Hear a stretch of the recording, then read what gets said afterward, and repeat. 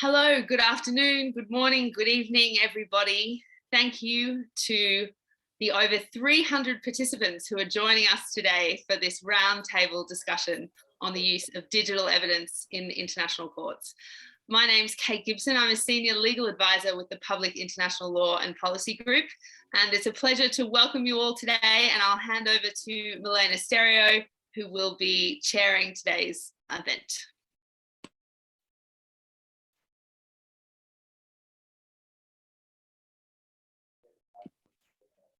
Can you hear us, Milena? Yes, can you hear me? Yes. Thank you. Apologies for the technical issues on my end, but I'm in travel transit. But thank you all for being here. Thank you for joining us for this roundtable on civil society documentation and the use of digital evidence in international courts. Thank you to our 300 participants who are joining us today. My name is Milena Stereo. I'm the Managing Director at the Public International Law and Policy Group and the Charles R. Embrich Jr., Colfie, Halter, and Griswold Professor of Law at Cleveland State University's Cleveland Marshall College of Law. I will be moderating today's roundtable, and I'm honored to be guiding the conversation with these experts.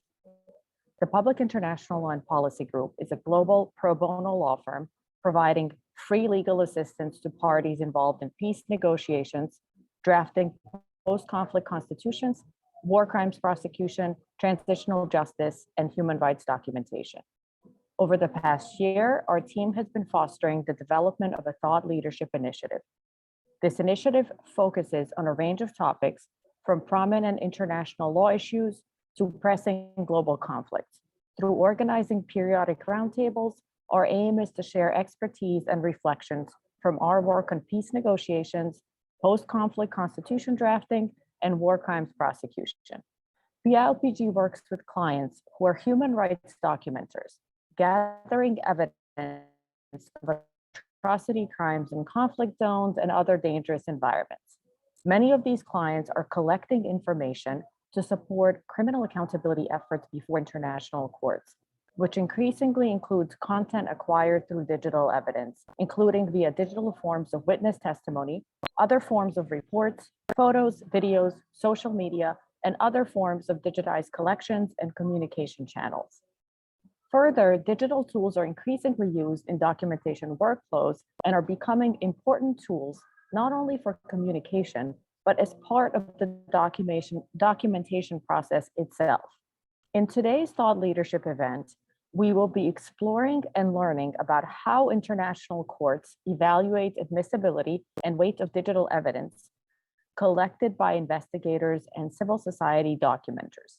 With our group of experts, we will be discussing how chain custody requirements have evolved to accommodate new ways of collecting data and why it is they do so. In addition, we will discuss guidance that courts have offered in past cases on how they evaluate digital evidence.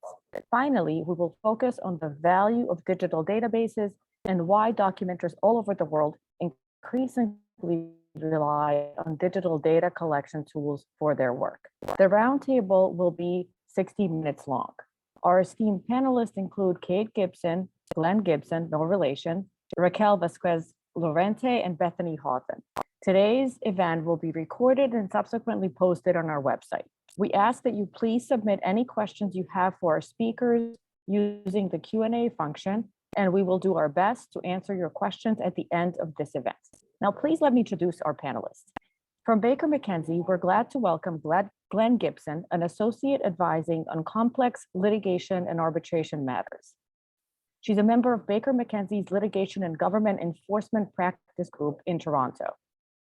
Glenn has a diverse civil litigation and arbitration practice with clients in the consumer goods, energy and mining, and transportation sectors. She is regularly engaged in specialized contract disputes and all manner of commercial matters, including negligence, misrepresentation, fraud, economic torts, and shareholder rights disputes. We also welcome Raquel Vasquez Lorente, the permanent representative of the International Federation for Human Rights, referred to as FIDH, to the International Criminal Court, and FIDH is head of delegation in The Hague. Before FIDH, Raquel helped set up Eyewitness, an organization that has developed award-winning technology to verify and authenticate digital photo and video evidence. Raquel's work focuses on how technology can facilitate survivor-centered justice, and she has contributed to the documentation and investigation of core crimes in Central Africa and Eastern Europe. A Spanish lawyer and member of the Technology Advisory Board of the International Criminal Court and of the Justice Rapid Response roster for the deployment of experts to complex investigations. She has held visiting research positions on technology and digital evidence at Oxford University and at the Human Rights Center at the University of California, Berkeley School of Law. She's also part of the inaugural class of the Obama Foundation European Leaders Program. It's my pleasure to also welcome Kate, Senior Legal Advisor at Public International Law and Policy, and the co-counsel of Mr. Bosco Antaganda before the International Criminal Court. She has appeared before and worked within several international hybrid and domestic courts confronting atrocities in post-conflict societies.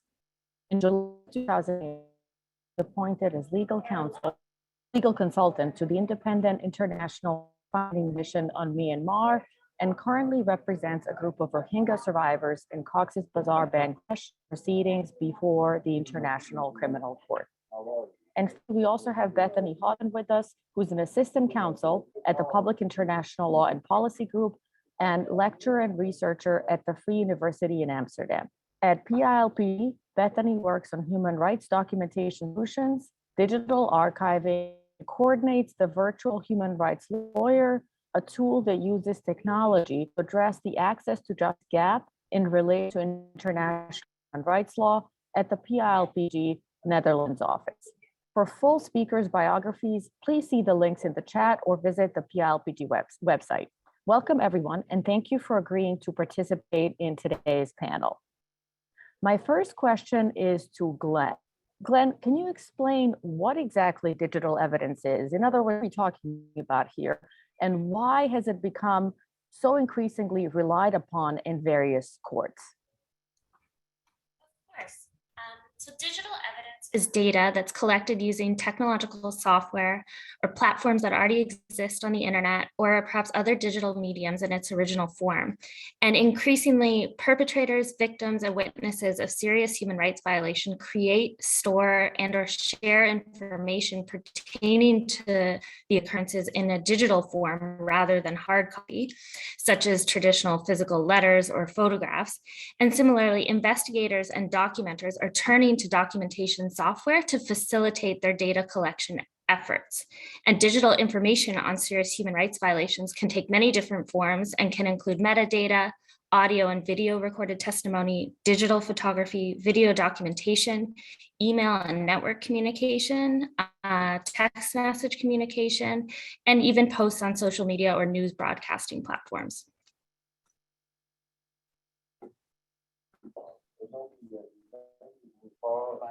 Thank you so much for that first answer, Glenn. Bethany, can you add anything on this topic? I'm just going to quickly address kind of the second part of your question. Why is it increasingly relied upon in courts? And probably with the most obvious answer in that our world is more and more digital. And so, of course, the evidence that is produced is more and more digital.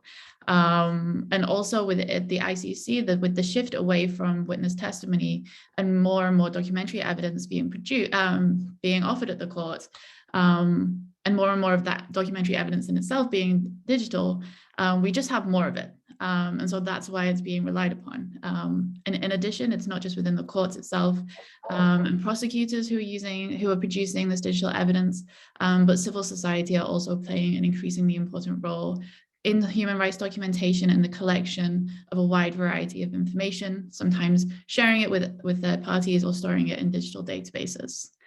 So all of this is to say, society is more digital, so are courts, international, domestic, criminal, civil. It's pretty much everywhere, and everywhere is kind of trying to grapple with this question. And in so we're kind of addressing civil society and international criminal justice. Great, thank you. Now, Raquel, my next question is for you. How have you used digital tools in your investigations and the data collected in building your cases, on the cases that you have worked on?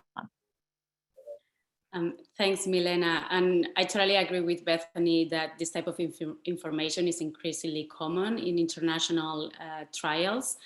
I want to take a quick step back because in the context of domestic crimes, law enforcement has been using digital evidence for way longer than courts that are dealing with international crimes, such as war crimes, crimes against humanity, and genocide. If we look at domestic trials called data records, exist since the mid-90s, and for instance, civilian satellite imagery has been used in trials since the early 2000s.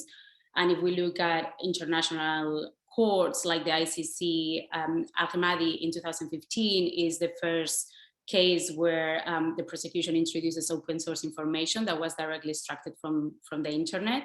So we look at like quick, like a big lack of time in between domestic and international courts for a number of reasons, and I can get into that on the Q&A if it's interesting for people. Answering your question, I have worked either in prosecution or with survivors, victims, and affected communities. And my work focuses on enabling human rights offenders and civil society organizations that document human rights violations to help them incorporate technology in their investigations in a way that is not only safe for them in terms of risk, but also in a way that meets the evidentiary standards that are needed in criminal cases. And I have worked particularly with digital photo and video evidence, which can be a very crucial piece of the puzzle in a case, because particularly for core international crimes, photo and video evidence can offer unique insights. Oftentimes because professional investigators do not have access that is timely to the crime scene, you know, the famous golden hour. And in these instances, documentation collected by people and members of the affected communities and local civil society, which is often what we call first responders or frontline documenters, that information captured by these groups can play a very essential role in helping build cases and prosecute international crimes. So quickly, just to mention a case I work on for around 4 years in the Democratic Republic of Congo. This is a case I work on in my previous organization called Eyewitness. And the case went to court in 2018 in a mobile military court in Kalehe in South Kivu in the Democratic Republic of Congo. And it tried to members of the FDLR, which is the forces for the Democratic Forces for the Liberation of Rwanda. And the charges were crimes against humanity and war crimes. And why this case is interesting is because we use photo evidence that was taken with what is called control capture technology. And this was a technology developed by the organization I used to work for that is called Eyewitness. And this type of documentation technology embeds metadata and preserves the chain of custody from the moment that the footage is captured. That's why it's called control capture technology. For this case in the DRC, we form an international consortium with lawyers in the Democratic Republic of Congo, so with local counsel. And then there was international co-counsel that was led by the organization Trial International. And we also work with the US-based organization called Witness.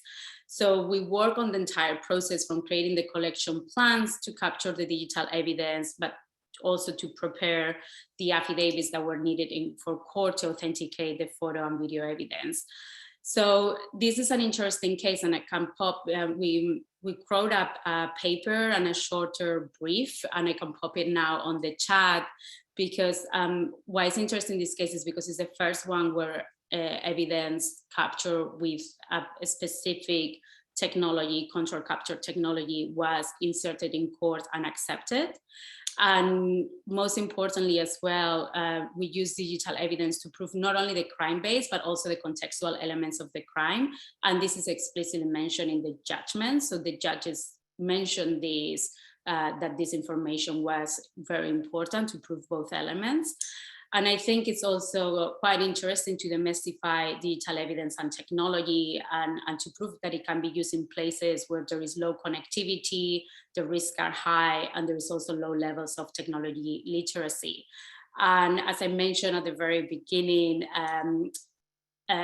international courts, in courts that are dealing with international crimes, are a bit lagging behind, as opposed to courts who are dealing exclusively with more regular domestic crimes. And so this case is also interesting because it's a case that has gone to trial. There are 2 convictions. It is currently on appeal, so we are still waiting for the result of the appeal, but it's one of those very few cases where we have at least the entire hearings have happened, and we have a judgment where it's explained how digital evidence have been dealt with by the judges. Thank you. My next question is for Kate. Kate, from the other side as defense counsel, what are some of the considerations that you have to take into account when litigating with or against such digital evidence? Thanks very much, Milena, and thank you to the other panelists. As always, on these thought leaderships, I really learn a lot. So it's great to be able to exchange with you all today. And I tried to think of some concrete examples from cases I've been involved in where I've sort of run into digital evidence. And I found the transcript last night of what I think was our first sort of foray into digital evidence in the Bemba case in front of the International Criminal Court. So this was in 2013, so nearly a decade ago, which was the first time this issue was raised, certainly in our courtroom, and we didn't handle it very well at all when the prosecution tried to rely on a Facebook page during the hearing of evidence.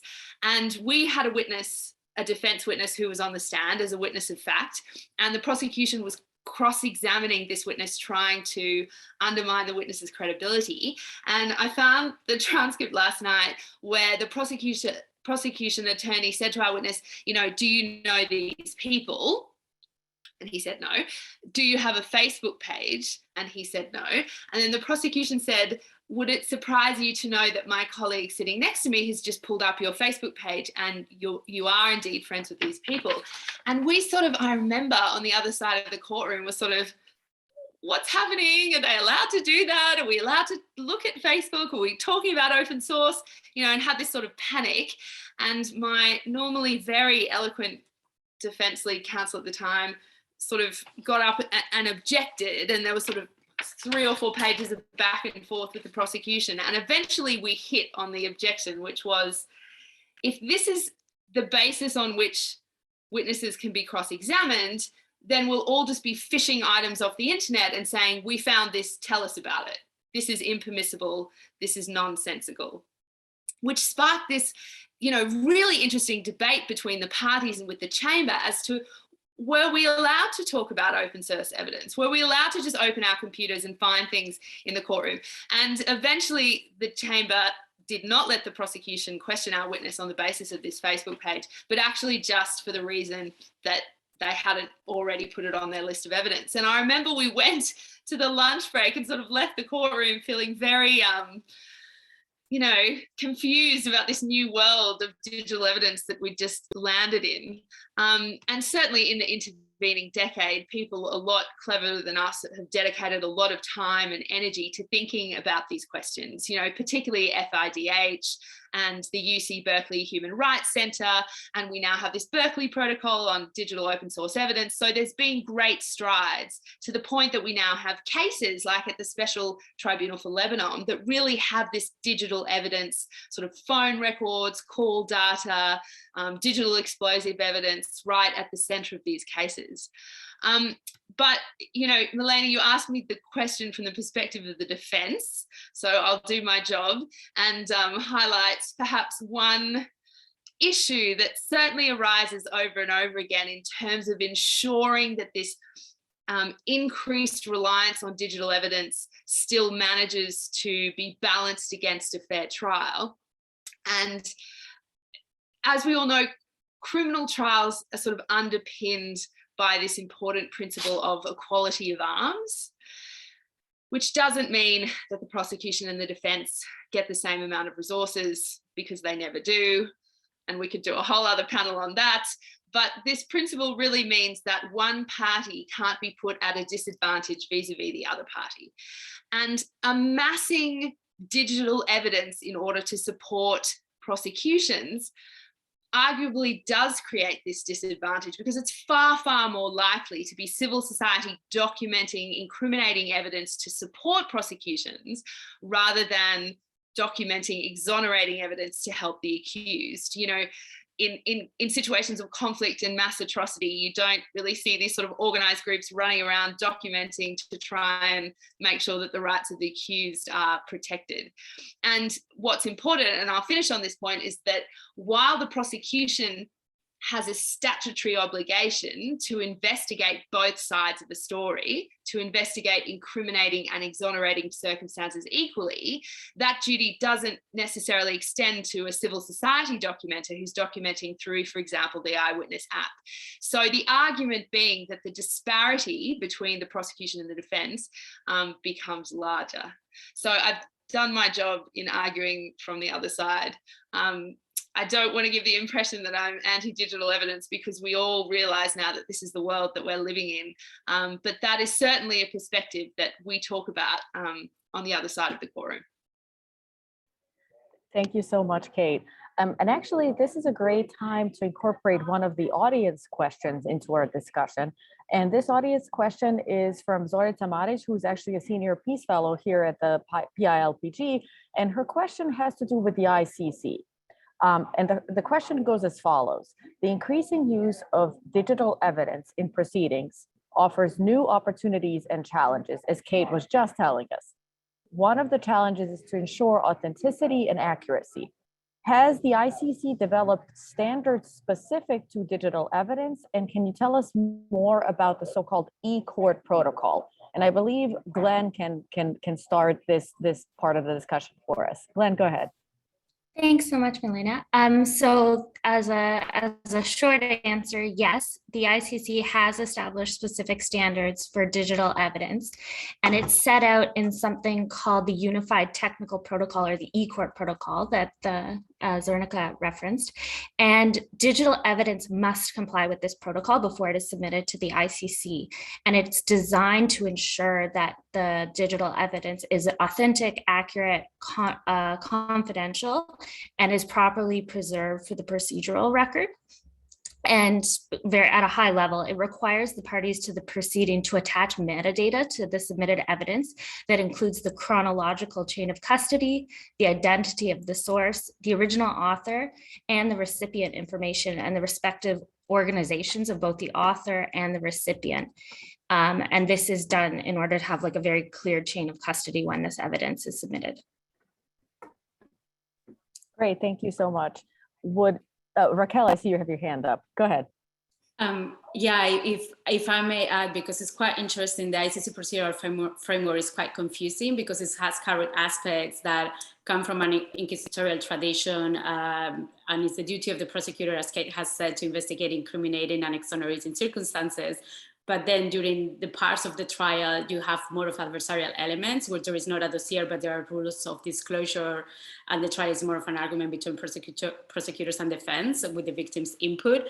So if you look at the Rome Statute and the rules of procedure and evidence, the judges have discretion in deciding when and how they rule on admissibility of evidence. So this has translated into different ways of evaluating evidence. And there's essentially two ways if you look at the practice of the ICC, and it's not very consistent how they are looking at the admissibility of evidence. And on one side, you have the item by item, which is the more of fragmented approach, where each piece of evidence is being examined in the context of the evidentiary record, and then an opinion is formed as to whether the totality of that evidence supports a conclusion. And for instance, that's, I think, the approach that was taken in the Ngujolo case and in Taganda. And on the other side, you have the more holistic assessment, where the main issue I see here is that with digital evidence particularly, is that increasing amounts of evidence that are generated by digital technologies makes it difficult for the accused to defend themselves because they don't know what information is being used to prove what and what may be sticking, right? It's a bit the approach of like throwing everything to the wall, see what it stakes. And that is the approach that was taken in Katanga. I believe there was a dissenting opinion. And what I find interesting with these two approaches is like that, how much of a thorny issue this is becoming at the ICC, but essentially to assess the weight of documentary evidence. This goes back to provenance, evaluating the source and the author and the chain of custody and any other relevant information. So with digital evidence, the main problem that we see is the volume of information, the volatility of it, and the velocity at which it's being created. Great. And actually, I think this is a great time to address an additional audience question, which has to do with using satellite footage in human rights procedures. And the question is as follows. Has one of the panelists does any one of the panelists have experience with using satellite footage in human rights procedures? And if so, what is the relation of this specific type of digital documentation to evidentiary standards of transitional justice mechanisms? Are there specific measures to take to make this type of documentation valid and verifiable? So pretty much along the same theme of using new technologies and ensuring that that type of evidence, if used by the different courts, is authentic and reliable. Would anybody like to weigh in on this one? I was really hoping Raquel was going to jump in, but I can if you want to say. But go ahead. I mean, the short answer is satellite technology is becoming more and more important in human rights documentation. And we saw, for example, in relation to the Rohingya, where you have crimes in Myanmar that involved the razing and burning of entire villages. One of the best ways to establish that that's happened is through satellite technology. So I think that's what the question's getting at. If we have these pictures that show clearly to a layperson that there was a village there in this month, the next month it's all razed down, the next month you can see new structures are being built, that's incredibly important to establishing the violations that human rights documenters are looking to.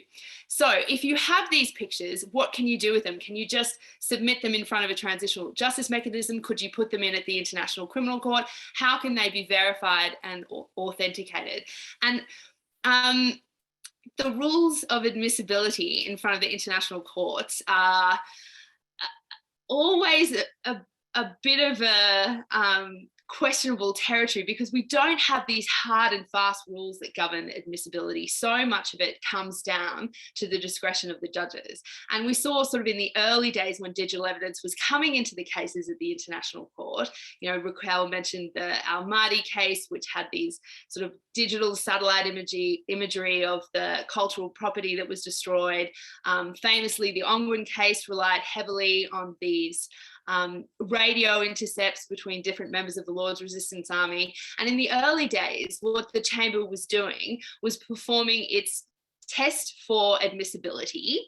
So asking, is this evidence relevant to the charges? Is this evidence probative? Meaning, does it make an issue in the case more or less likely? And then if we admit it, will it give rise to any prejudice that outweighs its probative value? But then, as your question is correctly raised, the real issue with digital evidence is not really whether it's relevant or probative, because normally it's being admitted because it is. The question is authenticity. The question is, how do you verify something like a satellite picture?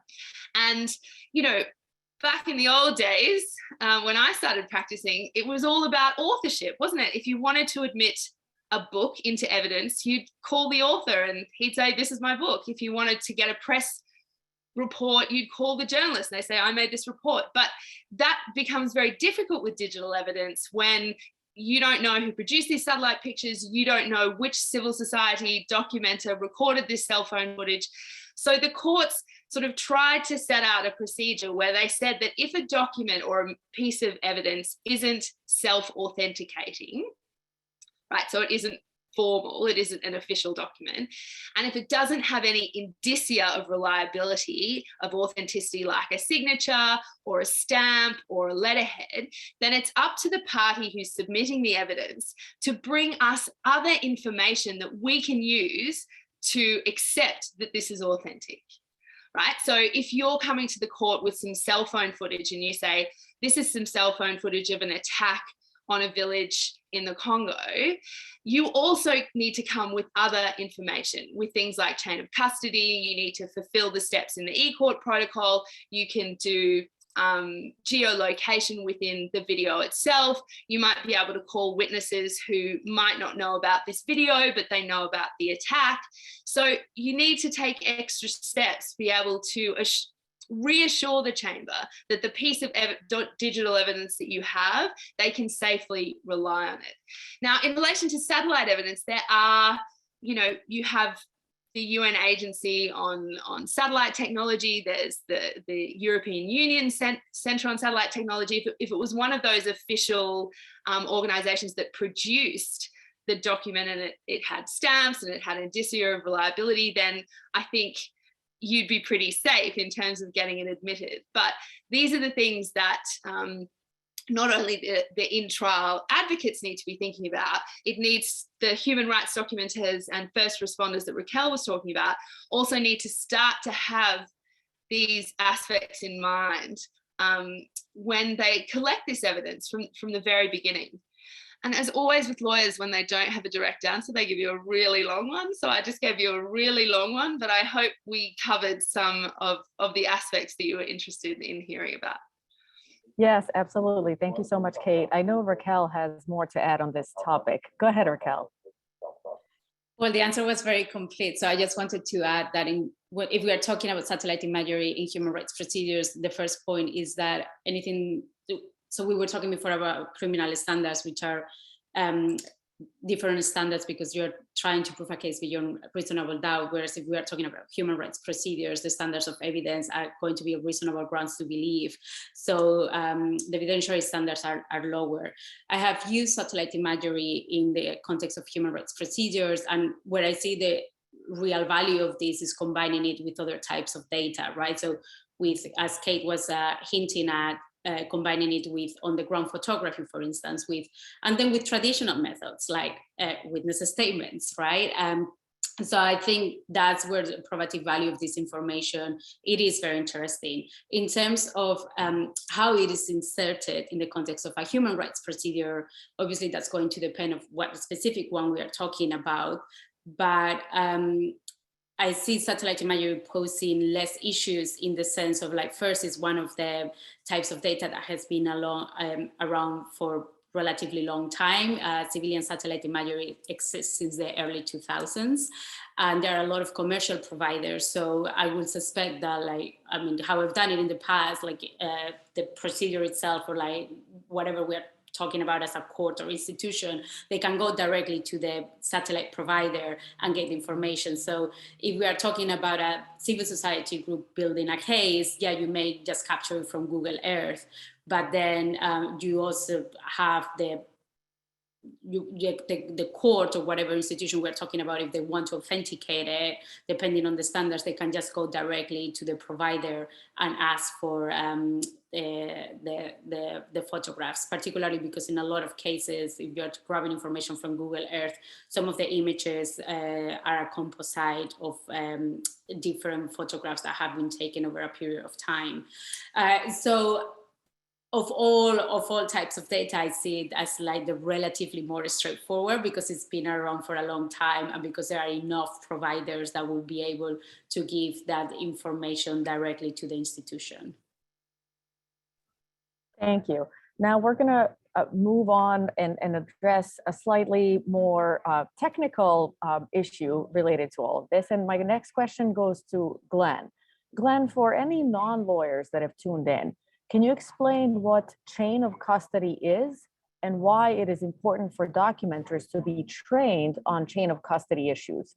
In other words, when a digital tool is being used to collect, store, analyze, or share data, what is the risk that this poses to the chain of custody? Of course, thanks, Melina. So very basically, and I think we've all referred to it so far throughout our panel, but the chain of custody is the order and manner in which physical or electronic evidence is handled. So very practically speaking, the chain of custody is the chronological paper trail that documents when, how, and by whom individual pieces of evidence were collected, handled, or analyzed during the evidence collection process.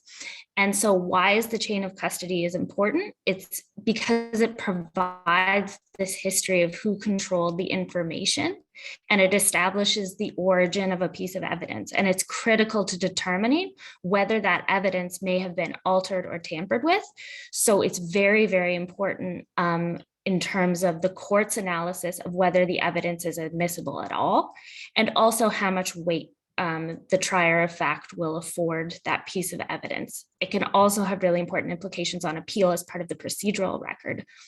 So some of the challenges that are important from a civil society perspective is there may be gaps in the chain of custody, which can potentially render the piece of evidence inadmissible. There's also a challenge because it's not always possible to have a complete chain of custody. It's not always possible to attribute authorship to a piece of evidence. And there's also risks of tampering, particularly if it's open source software. So it's really, really important to consider for civil society organizations. Great, thank you. Now, my next question is to Bethany. Bethany, can you tell us a little bit about how these chain of custody concerns for digital evidence differ from that of more traditional or physical evidence? Sure, of course. Thank you, Milena. And I think I just want to start off by underlining that the core concern is really the same. It's all about ensuring that evidence that is admitted in a criminal proceeding is authentic, that it's reliable. The only issue is the manifestation of further questions, and the physical evidence can have just some different questions related than digital evidence. If you're looking at international criminal justice, one concern, it's not the only concern, but I wanted to touch on it, is the physical preservation of evidence, and also the amount of time that it takes from the act to the trial itself. And so you have to ensure that the chain of custody spans all of that time, and that you have the records for that long amount of time. Of course, there's others, but quickly moving on to digital evidence, as that's obviously the focus of today. As Claire mentioned, you have questions around provenance and authorship, and establishing a chain of causation. And this is particularly important for digital evidence that hasn't come from the source. So Raquel mentioned control capture. If you don't use apps or software that has that feature, if you, for example, received a video via WhatsApp or via Facebook, you can't internally prove who is the author of that video, who took that picture. And so that's an issue with a lot of digital evidence. And of course, you have the open source evidence that also addresses that question of provenance. And then the big one, the main one, is the reliability and authenticity. How do you know that that piece of digital evidence, that picture, that image, is what it is what it says it is? And of course, how do you know that it hasn't been edited, that somebody hasn't manipulated that piece of evidence in any way? And kind of, I don't want to go too far into the common track and trajectory that people take this and say, how do you know that it's not a deep fake? But that's something that is up and coming around the discourse surrounding digital evidence and pictures and videos, especially when they're not, kind of using eyewitness or other control capture apps. Moreover, if you have a digital database, for example, or if you are not using a secure server, how do you know that nobody has used the laptop, the computer? If you're using a hard drive, a shared computer in an office to store digital evidence as a civil society documenter, or on a cloud, how do you know that nobody else has had access to it? And so I think I can see Raquel has got her hand up, so I'll pass over to there, and I think we'll delve a little bit deeper into some of the internal standards and self-authentication for digital evidence. Go ahead, Raquel. Yeah, it was more because as Bethany was speaking, like I have a few questions that have kept me up at night, like for quite a long time, but I don't have answers to them. But in case like any of the other panelists or someone in the audience have answers to those questions, in terms of authenticity and chain of custody, I'm very interested in knowing more, like for instance, like whether the integrity of the images can be demonstrated only by supplying the metadata without having a chain of custody of the image for the image itself or for the file.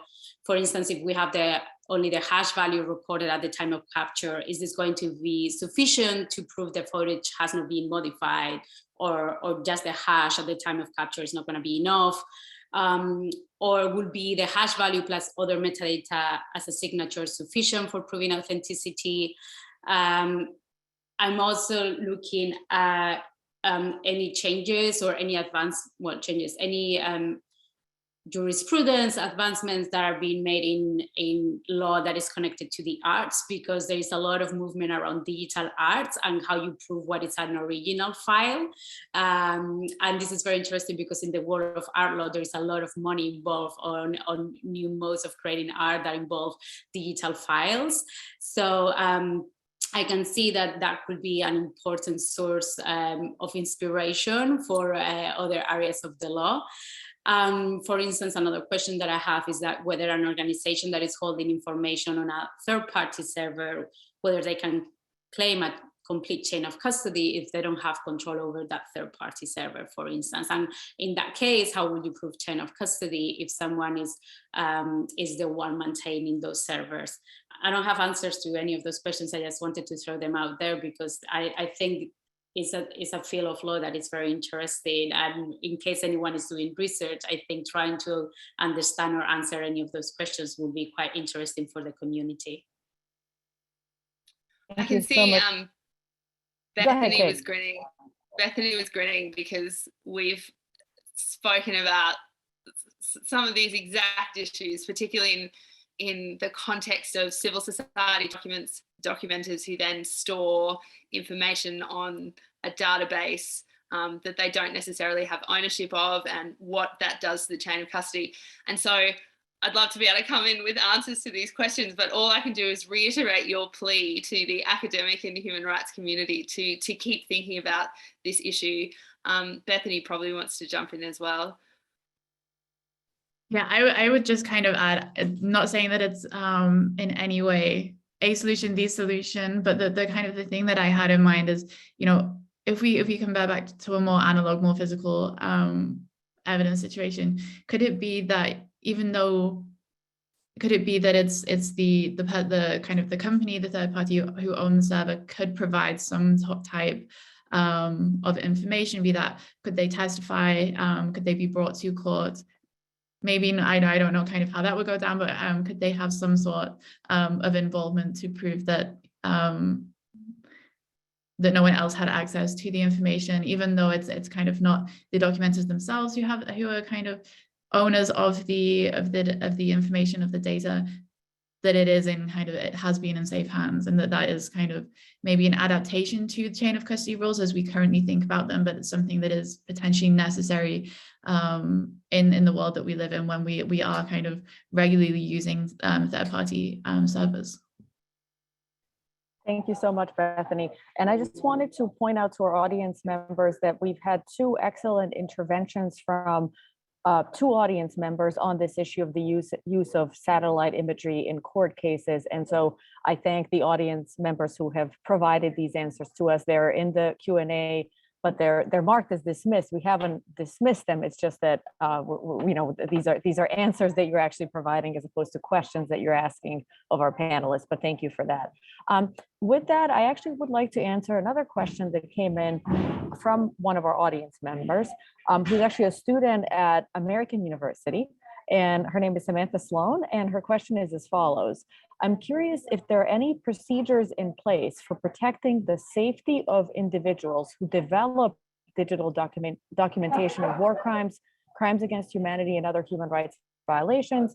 How does the international community balance the needs for authenticating digital evidence with protecting those who digitally document these crimes?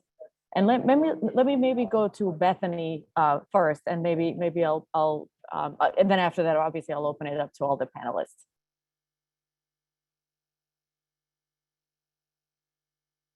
Oh, sorry, I just had a few problems finding myself and coming off mute.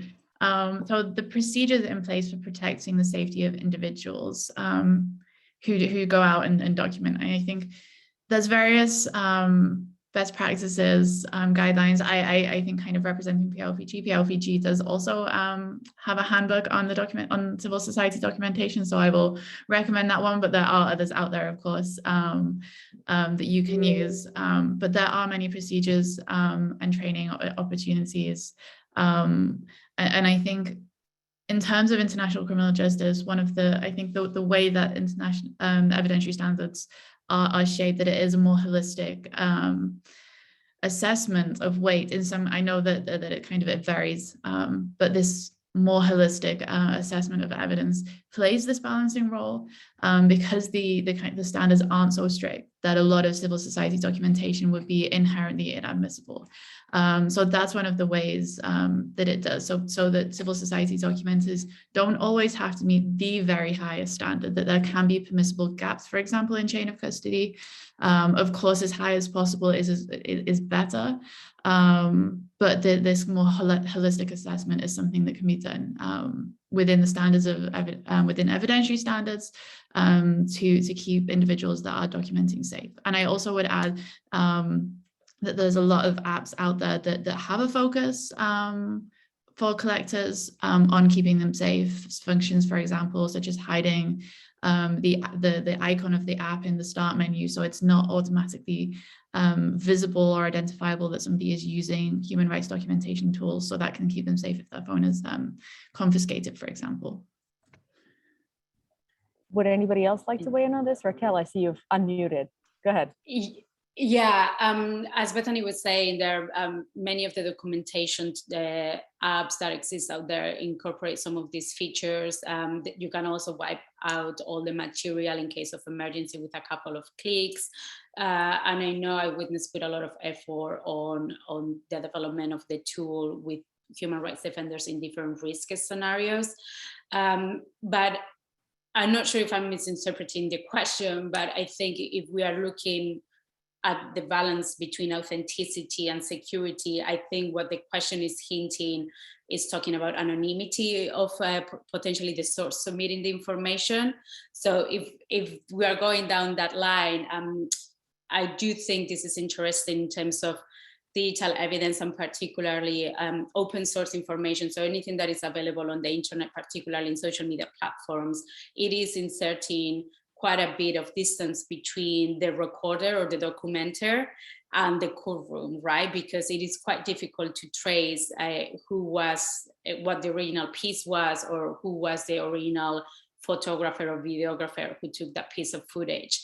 Now, you don't have that issue with documentation tools, or less of an issue even if the footage is anonymous.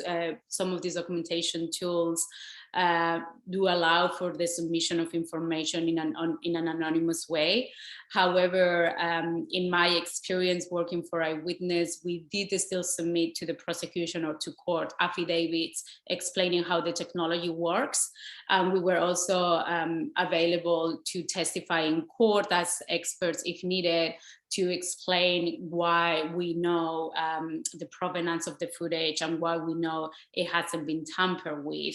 So you can preserve that security aspect and can work with that. However, from a technical point of view, however, this doesn't preclude that someone can put two and two together and say, okay, there's only one group that was in this area and was able to film this footage at this particular time, and then potentially identify the people who took that information. But that's going to happen with any piece of footage, at least with photo and video evidence. It may not happen with other types of data.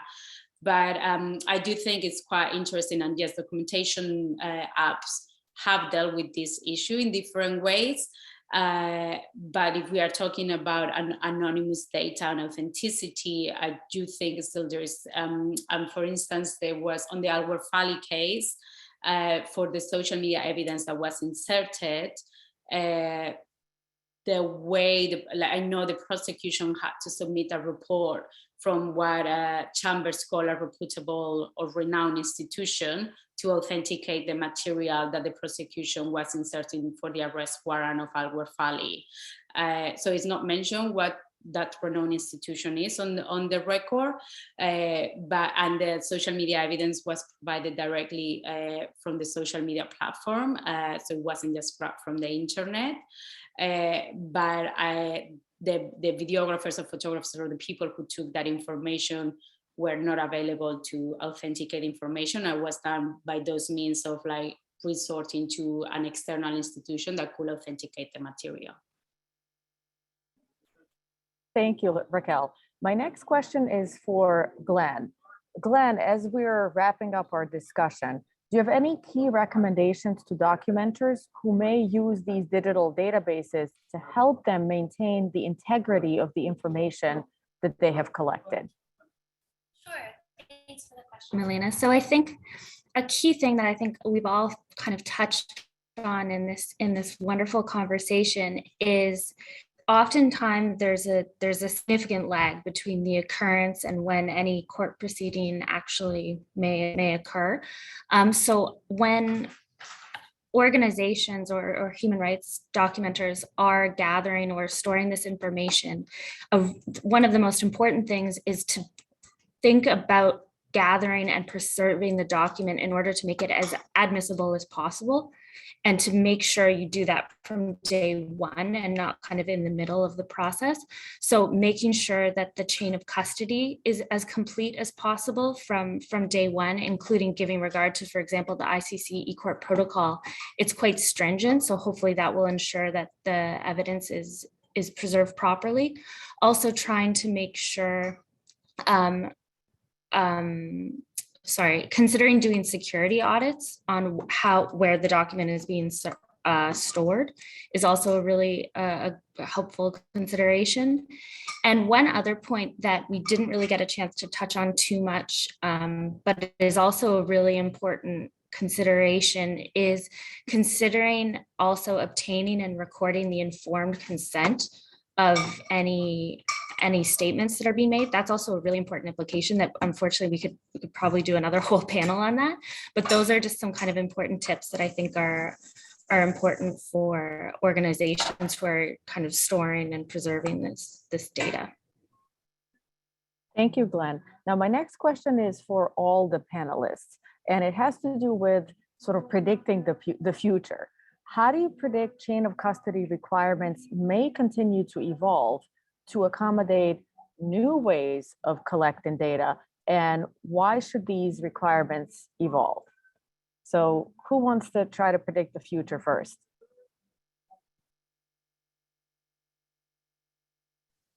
I'll start by making a non-prediction prediction maybe, and kind of a very broad generic prediction that is really imprecise, but in general, I would say I predict a consolidation of standards, because kind of Raquel was mentioning that international criminal law is it's behind the domestic level. So what I see, or what I potentially predict, is that the standards will develop and that they'll consolidate, and that we will have greater guidance, and that there will be something, maybe it's more stringent, maybe it's less stringent, and that's what I think is the part that I don't want to predict, and maybe the part that your question really answers. But my non-prediction is that the standards will in some way become more clear, and they'll consolidate. For example, the Berkeley Protocol last year was released, and so we're gaining more and more standards. And then the second part of your question, why? And I think this is, again, it's the same kind of statement. As society evolves, so should law. Kind of says that law follows society. And with regards to chain of custody in international criminal justice, I think you have civil society documenters out there that are collecting digital evidence.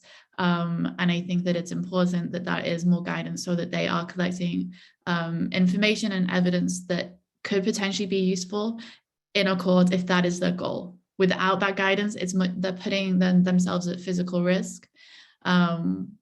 for a goal that they might not be achieving later down the line. So that's why I think it's a big reason why the standard should evolve, to give the insight and to give the documenters who are out there some guidance. And I'll pass it over. I don't know if anyone else wants to make a prediction that is a little bit more precise. Okay, go ahead. Lawyers are just notoriously slow to catch up. We like what we like. If we've got something that works for us in the courtroom, we just want to do that over and over again. So we have been slow in joining a lot of other members of civil society in the digital evolution. But I think Bethany's right, because we need these standards to be set, because fairness in international criminal proceedings, in any kind of transitional justice and accountability, requires predictability of procedure. So at some point, it's in everyone's best interest that we have a clear idea of what can go into an evidential record and the weight that it can be ascribed. So we need those standards, and they are evolving. And I'm going to cheat a bit and refer to a question that we didn't get to that's so interesting in the Q&A about the ICJ and whether digital evidence is going to be interesting in the Myanmar Gambia proceedings, because of course it is. And anyone who's ever tried to think, I wonder what the evidential standards are at the ICJ, and tried to dig into it, it's a rabbit hole that you could go down for weeks or months at the end. And this is so important because we have this case coming up in front of the ICJ, where so much of the evidence that's being collected is being collected in the field by civil society documenters. And how is the ICJ going to deal with this? It's such an interesting question. We do need more standardized protocols, but the only thing I will not predict, but sort of caution against for the future, is that we shouldn't get to a place where we're also comfortable with digital evidence that we reduce or drop the standards in relation to chain of custody, because it's a really serious thing that we're doing, bringing accountability to victims and potentially convicting and incarcerating people for these alleged crimes. And we need to maintain the thresholds that are in place. So at the end of the day, we are able to say that this was a fair process and it did bring accountability for the victims, because we followed a procedure that was in place, and we weren't relying on evidence that couldn't be authenticated and couldn't be considered reliable. So as these evolve, I hope that they evolve into something that is standardized and user-friendly, but that doesn't drop below the standards that we need to ensure fairness of these proceedings. Thank you, Kate. Raquel? Well, I am worried about chain of custody in the digital environment, but there is perhaps a larger question which is connected to chain of custody, which is data access, and who should be able to access to the information that is being preserved by a multitude of groups, and under what circumstances. And I think it is important, these issues around data access, because in most circumstances is civil society groups, the ones who are preserving information that is available online, and they're preserving it before it's being taken down. So they're, in a way, we've moved from on the ground first responders to digital online first responders. And my main worry here, leaving aside chain of custody, not saying it's not important, but I think like Kate and Bethany have covered it quite well. I'm more worried about that we are creating data silos, and how do we signal to official investigators, to prosecutors, to the new mechanisms that the UN is creating that are more quasi-prosecutorial institutions, like the IIMM, the Myanmar mechanism, the IIIM, the Syria mechanism. So how do we signal to them which group has what information? And if we are creating distributed archives of information, who has access to that? Who owns this data? Whose information is this if it has been taken down by the platform? Whose information is this, and what are the rights if the information has been taken down by the poster as opposed by the platform itself? So I think chain of custody, it is important, but there is a larger and very almost philosophical, but to me is the cornerstone of what we are talking about here, which is how we are preserving information and who has access to this data. Thank you. Glenn, any last second thoughts here on the topic? No, really, that was like very interesting. I think kind of as a follow-up to that, I think one of the, and it was raised in one of the questions, I believe as well, but I think another major issue that the legal community is going to have to also like confront and consider are the privacy rights that are engaged with all of this data that's being recorded and also preserved. Thank you.